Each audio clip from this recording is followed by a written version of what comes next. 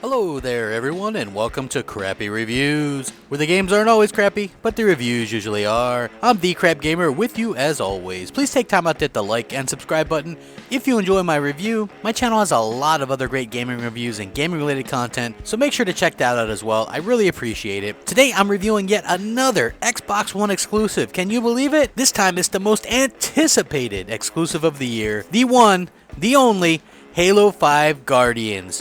Few if any franchises garner the respect and admiration of the Halo series, and according to Xbox boss Phil Spencer, the Xbox generation doesn't even really start until they've released a new Halo game built from the ground up for the new hardware. So let's all welcome, if you will, the Xbox One to the next generation party. What's up, Xbox One?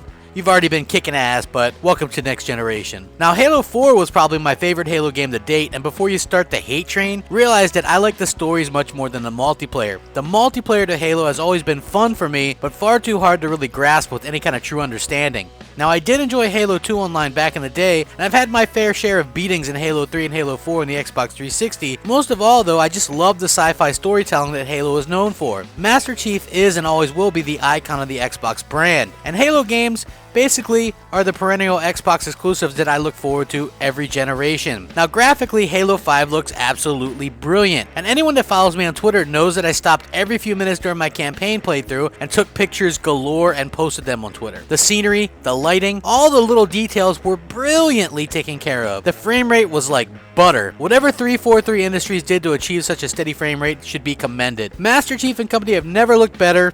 And what's equally impressive is the sound that this game has. From the score to the sounds in the game, it's absolutely brilliantly produced. Now, the gameplay and gunplay, they're tighter than ever. Now, throughout the campaign, you'll always have 3 other people by your side, whether it be AI or friends through Xbox Live. The ability to mark your enemies and have the AI attack is truly something needed, and they do it well here. Now, the first thing you'll notice when playing through Halo 5's campaign is the sheer epic level of scope in the battles. There's always something going on, and there's much more going on in Halo 5 than any previous Halo game. The biggest addition to Halo's multiplayer is Warzone, which is huge, and it's this huge new mode that includes AI bosses, enemies, it's using cloud compute.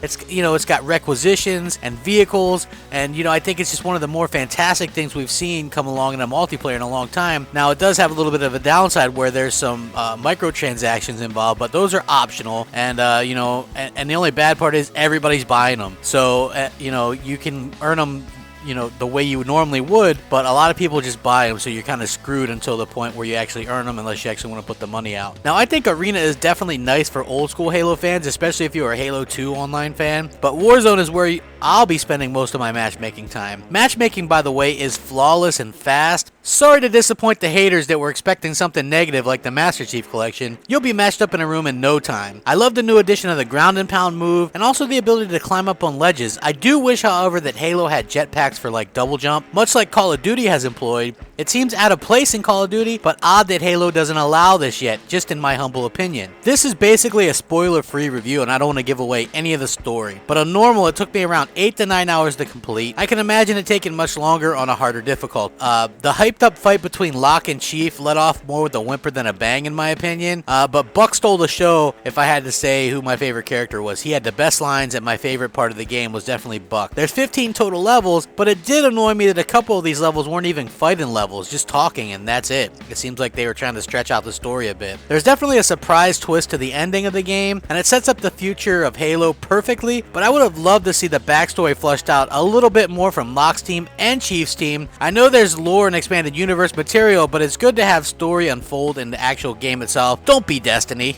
Now, at the end of the day, 343 put their own stamp on the Halo franchise, and it's never been better in my opinion. It's a smooth 60 frames per second, the 4-player co-op was a needed thing, and Warzone is the most ambitious multiplayer mode I've seen from an established first-person shooter ever. It's not a perfect experience, but it's definitely one of the best Halo games to date. Halo 5 Guardians ushers in the new generation of Xbox, and it gets a fantastic 9.25 out of 10.